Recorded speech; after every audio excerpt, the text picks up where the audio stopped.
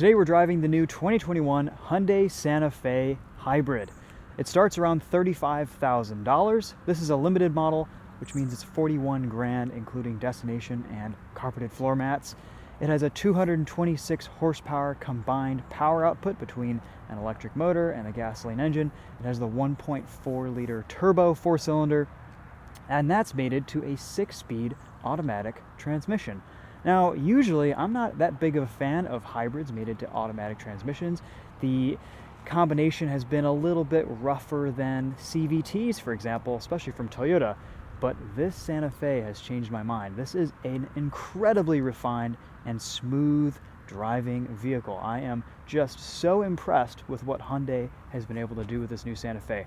Let's show you what it looks like on the inside. We'll walk you around this, talk about what it's like inside and out. We'll take it for a drive, and then, just discuss this new Santa Fe, because this is kind of a big deal.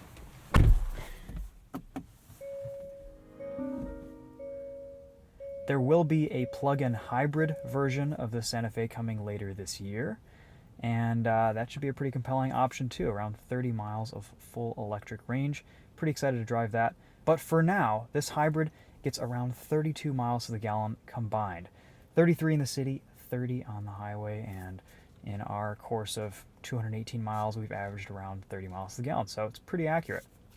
It's an incredibly smooth and refined powertrain, very quiet, very luxurious, and I've got to give it to Hyundai. They have really nailed ergonomics in their cars. Even though they've added fully digital gauge clusters and touch screens with kind of an updated infotainment and user interface, they've still kept physical controls and physical buttons. And it might look a little bit messy down here, but everything's organized really well. You've got all of your media controls at the top here with your volume and tuning knobs. Climate controls are right here, easily laid out. You've even got a button for driver-only climate control, 3 auto fan speeds. There's also a quick access climate button that'll take you into some more detail. Your transmission button selector and your drive mode selectors right here. You've got a few options: snow, sport, eco, and smart. And look how quickly the gauge cluster changes. They've updated that and improved it from some other Hyundai products that we've tested recently. It's a lot faster and crisper, and this is a beautiful digital gauge display. You've also got the option to lock the center differential, or basically lock the all-wheel drive system into 50-50 torque split front and rear. There's also a downhill descent control, parking sensors, your parking camera, so you can see around you in whatever direction you want. You've got nice reverse cameras, forward driving cameras, all sorts of displays. Not the best resolution, but also this car's kind of dirty today, so it's a little bit muddier than it would be normally. Heated steering wheel, heated and cooled seats, everything you would want in your Hyundai Santa Fe. Down here we've got some cup holders and a really nifty wireless charging solution for your phone. You just slide it right in there. It doesn't rattle around or anything, and it'll just charge up. Pretty spacious center console. These seats are super comfortable, really soft, really nice leathers, tons of adjustability, and I like that there's a grippy space here to put stuff for passengers, phone, what have you. Glove box, a pretty attractive looking display. We've got a full panoramic sunroof and what feels to be like kind of an eco-oriented, environmentally friendly headliner. Really nice materials in the Santa Fe. You've got some cheaper plastics on the door panels, but in the areas where it counts, like the steering wheel and this center area, all the materials feel pretty good. There's no gloss black plastic to get all scratched up. The silver accents are not too reflective, so they're not going to blind you in full sunlight. We've got auto up and down windows in the front and just one press buttons in the rear. Over here you've got your gauge cluster illumination. You don't have to go into the menu to change that. You can turn off your lane keep assist. That's got its own button. You can pop the trunk. Let's show you around the rest of the Santa Fe.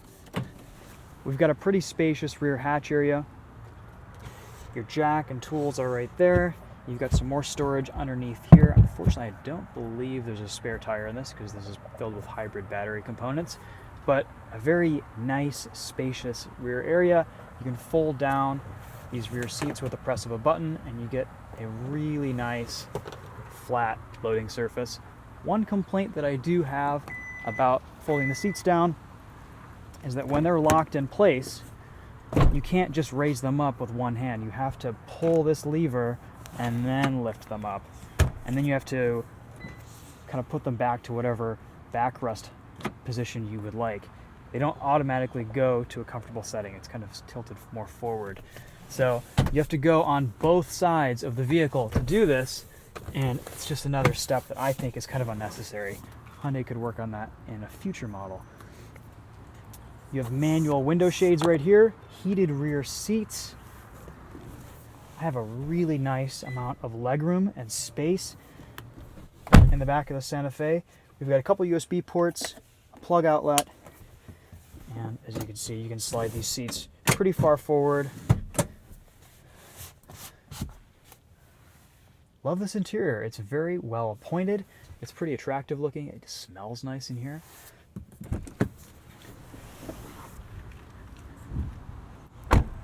You also have some pretty cool controls with the key fob. You can lock, unlock, pop the trunk, sound the horn, but you can also remote start it and park it in and out of parking spaces. Smat pack. It's a little bit spookier because this is a hybrid. You don't hear the engine kick on like you normally would. But you can take your Santa Fe for a walk. It won't run into you, which is good. Every time I get into a new updated Hyundai product, I'm more and more impressed by the changes that they've made and the updates and the improvements that just keep happening with every generation. And these are improvements that are pretty significant even just in the last few years. The way this car drives down the road, the way they've really thought about all the features and interior stuff, it shows that they are truly making an effort to improve their vehicles with each generation and even mild refresh. It's complaining that the engine's on. That's okay. Because it's a hybrid, the engine's pretty much off all the time when you're just idling or sitting in a parking lot. So that's what's going on there. All right, let's take this new Santa Fe for a drive and see what it's like on the road. We've talked about just about everything on the inside. We've got Apple CarPlay, Android Auto, a really nice Harman Kardon sound system, one of the better ones I've heard from Hyundai. We'll test that at the end of the video. Let's get started.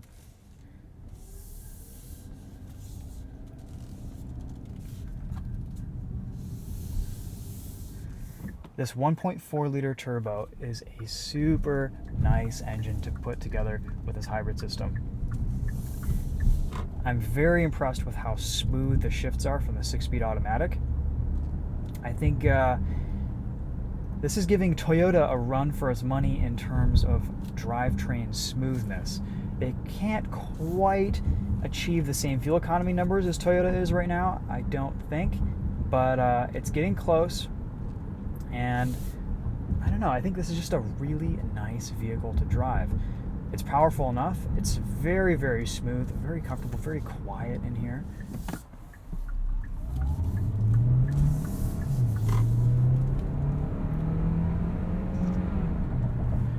There's a lot of instant torque from this hybrid. It almost gives you a little bit of torque fill until the turbo kicks in, and it results in a really linear power band off the line.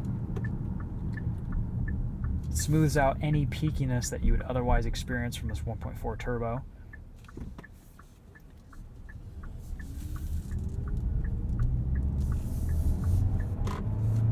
Let's put it into sport mode and see what that's like.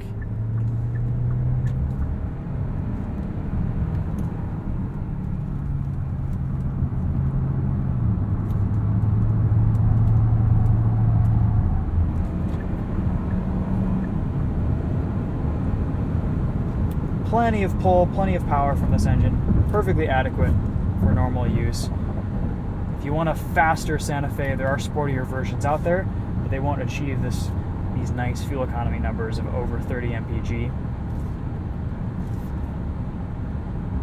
And of course, one of the best things about Kia, Hyundai, Genesis products, highway driving assist in this car just works almost flawlessly. It's a really good system. It might be one of the best systems, if not the best, on the market. Keeps you perfectly centered in the lane. It lasts for a super long time, over a minute between prompting you for inputs. You can set the speed limit. It'll kind of automatically adjust according to signage that it sees. You can skip 5-mile-an-hour increments super easily, change your following distance very easily. It all is just so intuitive and works incredibly well in real world scenarios.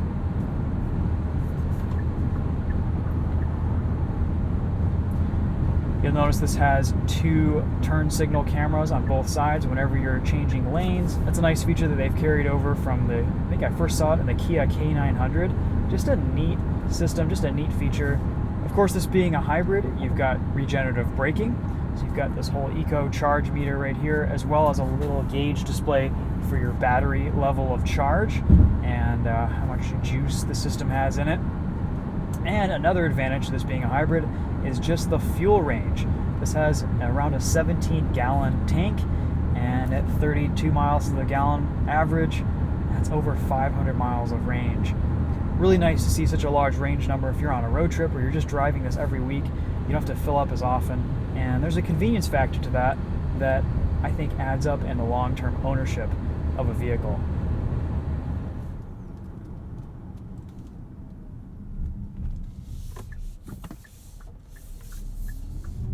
If I had one complaint about the drivetrain, sometimes there is a little bit of a delay off the line. It takes a minute for the engine to kick on and for everything to just kind of happen and get you going in a tight situation. So just something to think about. Otherwise, I think this has ample passing power. That little bit of electric torque fill before the turbo kicks in is really nice in day-to-day driving scenarios. I think Hyundai's got a real winner here. They've nailed the ergonomics. They've really figured this stuff out when a lot of manufacturers are still experimenting and kind of fumbling around with the integrations between digital displays and physical buttons. Hyundai's got a really nice balance here in their car, and I applaud them for that. I think this is a really nice vehicle that a lot of people are going to enjoy. I'm very excited to see what the plug-in hybrid is going to be like. That might just be the real sweet spot. After incentives, it might even be priced similarly to this. So we'll see what that's like in the real world when we get a chance behind the wheel later this year, hopefully. But until then, I think this hybrid is a really good buy. Hyundai's done a bang-up job designing and putting this car together. It's just nice to see their evolution of vehicles over time. They're always improving. They're always kind of taking things to that next level. And they've started to really make some incredibly competitive vehicles in their segments. And they've got a lot of crossover and SUV offerings. And this is just another good one to add to the lineup. All right, while we're cruising, let's wrap things up with a sound system test with this Harman Kardon audio system. This is one of the better Harman Kardons that I've heard in a Hyundai product. Have a listen.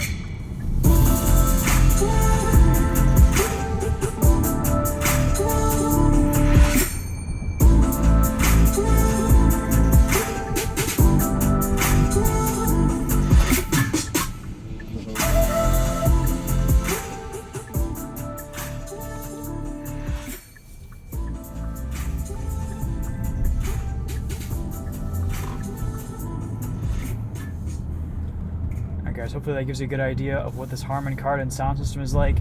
It's a very well-tuned system and one of the better premium audio systems I've heard in a Hyundai product recently. Alright, well that'll be it for this one. Thanks for watching. Let me know if you guys have any questions in the comments. We'll see you in the next video. Take care.